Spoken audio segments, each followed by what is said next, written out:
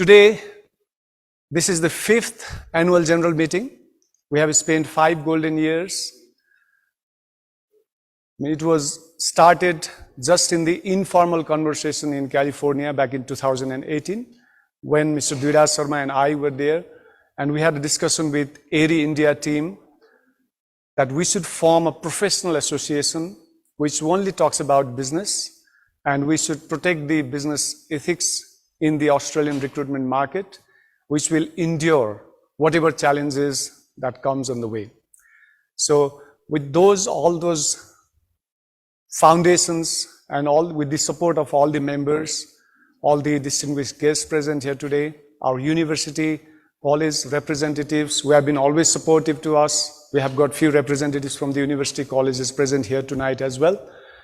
So with all these supports and with all the best wishes, we have been able to accomplish what we have done, and we are in the continuous journey of improving ourselves and proving ourselves to be the ethical businesses of this nation.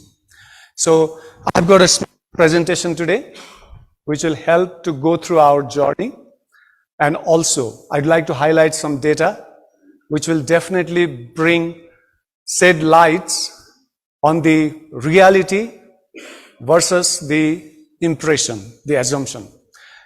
So first of all, I just remember those days when we signed MOU with the Aaeri India, and then we started.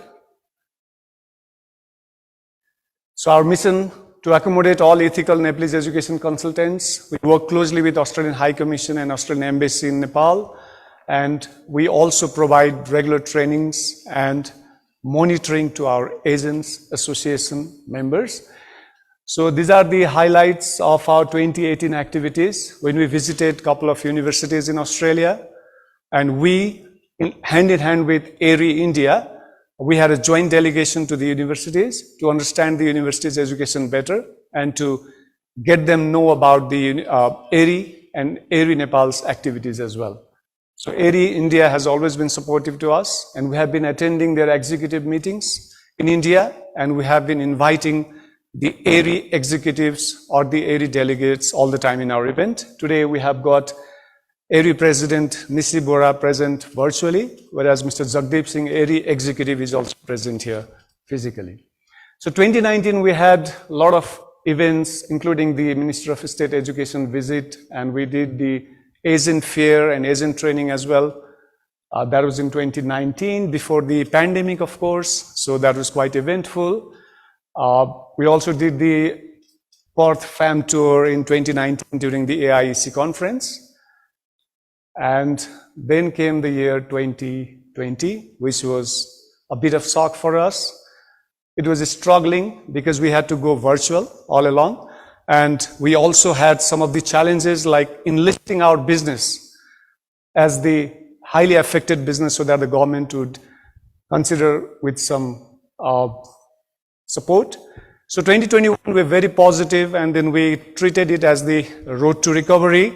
So we welcomed Excellency Felicity Volk, and that was the beginning of the new era, I would say, because the lockdown gradually went down, and then the masks were there, but gradually we can see the faces uncovered after that.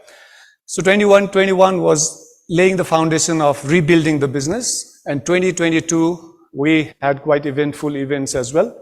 So in 2022 we had the Issues Act briefing and interaction with Department of Home Affairs and Department of Education. That was in August 5, and this was Mr. Braid from Department of Education. And we also interacted with the Aaeri executives and with the High Commission delegates. Mr. Ruben had just joined, and we had interaction with him and his team, including Andy. So after that, August 21, we had the annual general meeting, and that was the time when I took over as president, and Mr. Dheeraj Sharma always remains as the founder president of Aaeri. This was the last year, so we have the vivid memory of what happened last year, though it was very interesting interaction about the possibilities and challenges of international education sector, especially the Australian recruitment side. August 30, we formed the education alliance. This was among the association of Nepalese agencies, and we had a couple of virtual and physical meetings along with our association fellow presidents and also with the High Commission. So we also signed the Common Code of Conduct endorsed by the Australian Embassy, of course, in front of Excellency. And 2023, we are still in the journey of improving ourselves, learning from others, and sharing our ideas. So New Delhi AGM, March. Now we shifted our focus to lobbying towards the Nepal government as well, because we had got a lot of challenges about the NOC, that the concerns were raised by the universities in Australia, the concerns were raised by the Department of Education, DHA, Australian Embassy, and we had a couple of interactions about that. So it's a continuous journey, so we'll always keep on doing that. Now, I'd like to highlight the data that we have. And 2022 was quite turbulent, as we all know. In terms of Australian visa, after August, there was the request S56 from the Department of Home Affairs, and then all of the Nepalese students' visa were stuck for a long time, and there were a lot of scrutiny. The positive side about that was the quality was again restored in the market. There were quality applications, but the numbers were fewer. But now I think we are on the right track. So this is the data of the visa approval. Jan 2023, the lodgement for higher education. I've segregated it to the higher education and vet stand if there is any gap. So January, it was 73.9%, February, 75%, if we talk about the higher education. And March, it was gradually going down up to May, but June, we can see the positive side. The higher education side is going up with the 64% approval rate. You can see the numbers as well. So we're very scared about the Australian visa last year as compared to now. So we now know what type of students Australia is looking after, what are the scrutiny measures that Department of Home Affairs, and we are working in compliance with that. So this is how we are progressing. And next we have a kind of, it's always like the spiral growth in our sector. It comes and go, all those things. So we have been coping with that. If you see the higher education versus vocational education, it's always a kind of gap. So we need to be we need to have the balanced approach. One is sell the universities to the people who can afford, and the vet education, we can really progress into the technical and further education. So this data shows that we need to be careful about the spikes. That's bound to come down. So we need to be considerate about the numbers, about the quality. So now I have got the market demands here, which is a quite of shock for us who promotes Australia. So now Canada is picking up really. So this is a challenge because our Department of Education representative Matthew Johnson as well, virtually. So I wanted to show that Nepal, Canada is picking up, Australia, Canada, they have the equal interest from the market. That's derived from the IQ market demand. So the previous slides, if we see, the previous slides was like the Australian market is now almost equivalent to Canadian market. And if we see the NOC number, if you can just hold it for the next slide. So this is the no objection certificate issued count. It's, if we see the number, okay, so let's focus on Australia. Number of NOCs, can you just slow it down, please? Okay. All right. So 2023 till date, it's moving fast, faster than me.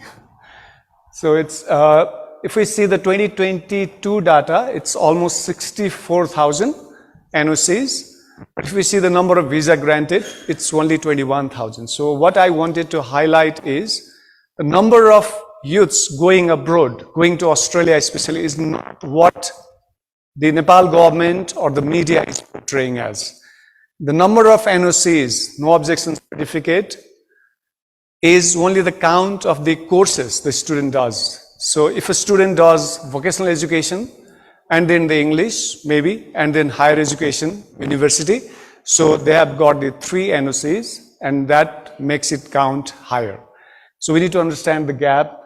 So number of visa granted is less than 20,000, whereas the number of NOCs issued were 64,000 in 2022.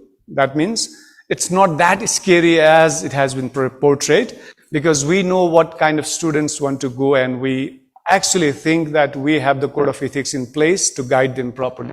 I also wanted to show some of the data, raise the contribution to Nepal government from our sector, though it's just an approximation, it's just an estimation. So we have got around 2,500 companies registered in Nepal as the education consultancies. Average, if we count, we have got 20 staff per company. It's an assumption because some have 20 and 200, maybe some has got lesser. So it's around 50,000 employment generated throughout our sector. And also, the average company tax, if we calculate at the rate of 2 lakhs rupees per company, it's around 50 crores our sector is paying. And the no objection certificate charge even higher impact in the government revenue, which is just about the approval. So the NOC charge is 2,000 rupees per NOC, and in 2022 alone, it's around 1,10,000 NOC issued from the government. So that means the government has made around 22 crore rupees alone from the NOC. Because if a student is alone, just one student, but he has got 3 no NOCs, so they have to pay 2,000 each for each NOC. That means 6,000 rupees. So the huge revenue is being collected by the government, which is a good thing. So government is getting richer, but they have to be protective towards the students' rights and protect our business interest as well. And if we see the 3% education tax, which started as 1%, but now it has gone up to 3%. So around $10,000 would be the average tuition fees. And with that, around 4 Arab rupees every year. So it is based on the last year's approximation, 2022. We had invited the government officials, delegates, Nepal government delegates today. Unfortunately, they couldn't make it, but we'll definitely share this data to them. So this shows that we are not just merely draining the brain and, sending the capital and the people abroad, but we are actually contributing to the government, contributing to the nation. And of course, we have got examples for this. We have got the Australian graduates who have made the remarkable today, and they are having the panel discussion here. So you will hear more from them. Next. So this is a very plan about 2023-24. We'll continue to add the quality members. We have now 40, so we'll be going almost to 50 members. And we'll conduct the monthly training to Aaeri Nepal members, which has been like quarterly now, but we'll do it more frequently.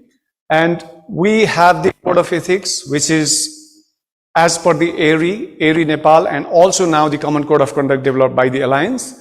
So we'll make sure that our members agencies follow that, and we also, train time and again to remind them. Also, we'll work closely with Ministry of Education Nepal, because we have a lot of, intertwined with them, and then we have got a lot of things to explain to them. So we keep on visiting as a delegation and all those things. And it's of course a very good point that government and the private sector should work hand in hand rather than being the enemies. And we also liaise with Australian High Commission and Nepal, of course. We'll share the insights. Aaeri Nepal members will get the regular webinars from the High Commission. FAM tour, we're planning something for October 2023 during AIEC. And we'll conduct the pre-departure session, which is really, it's with in collaboration with ANA that we're planning. But definitely we'll do that. And we'll work closely with Alliance, of course, to implement the code of conduct. So these are the plans, very straightforward, very simple. And we are actually trying to make our sector business ethical. And I think this is the very real practice in the world. Businesses themselves have come together to form the association to maintain the integrity.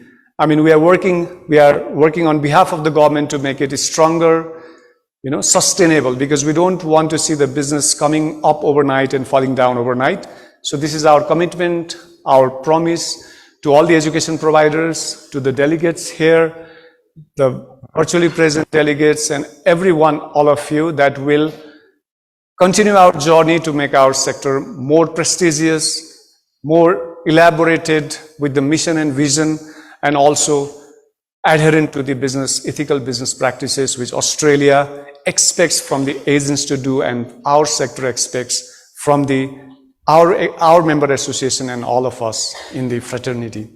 So we have 50 members strong now, and we are definitely growing, but making sure that the members who enter the Aaeri Nepal fraternity would meet all the requirements. They have to represent either one university or at least 2 university campuses. There should be at least 1 QAC certified agency inside the inside the company, and also they have committed to abide by the code of conduct that's formulated by ourselves and also by the Alliance. So this is how we are growing. Thank you so much, ladies and gentlemen. We'll be having more brainstorming session coming forward. So thank you for listening to, for coming with our short invitation to some of you, and some of you are traveling from abroad to join this event. We all are very grateful about this, and I hope there will be some takeaway from this event for tonight.